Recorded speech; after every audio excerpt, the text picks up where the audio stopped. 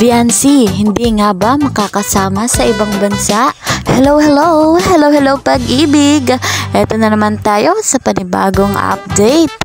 Ayan, kung bago po kayo sa aking channel, please po subscribe, Kalingap Kel, like and share, and don't forget to click the notification bell para lagi po kayong updated sa mga bago kong videos.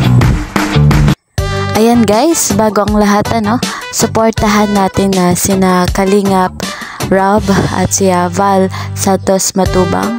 Ayan, subscribe nyo po at malalaman nyo kung gaano kabuti ang kanilang puso. Sila ang bumuo sa Kalingap.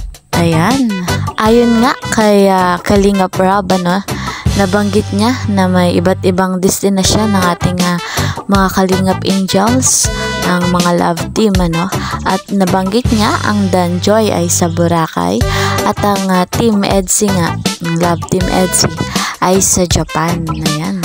At si Kalingap Rob, nag-aalala kung paano ang Team Edsy, kasi nga papuntang ibang bansa ang Kalingap Viancy ay hindi pa pwede kasi nga wala pang 18 at meron naman ang passport si Kalingap Viancy.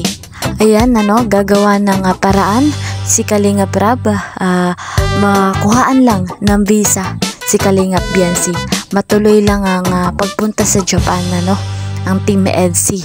At nakakalungkot naman kung si Papa Eds lang pumunta ng Japan, maraming naghihintay sa Japan, maraming supporters, maraming nagmamahal sa Team Edsy, lalo na kay Kalingap Viancy. Ang ating Kalingap Rob ay gagawa ng paraan, kahit pa magbayad siya ng malaki, matuloy lang ang kaganapan sa Japan. Ayan, tulungan natin si Kalingap Rob na makakuha ng visa para kay Viancy. Sa may mga alam din, mag-comment kayo, paalam natin na kay Kalingap Rob kung paano para matuloy na ang Japan ng love team na Edsy. Ayan, excited na. Kahit ako'y excited na, lalo na ang mga supporters sa Japan. Ayan guys, supportahan natin ang Team Edsy sa magandang kapalarang naghihintay sa kanila saan mong sulok ng mundo. Ayan guys, dito ko natatapusin See you sa next video. Maraming salamat. Bye-bye. Please po subscribe, Kalingap Kel, like and share, and don't forget to click the notification bell para lagi po kayong updated sa mga bago kong videos.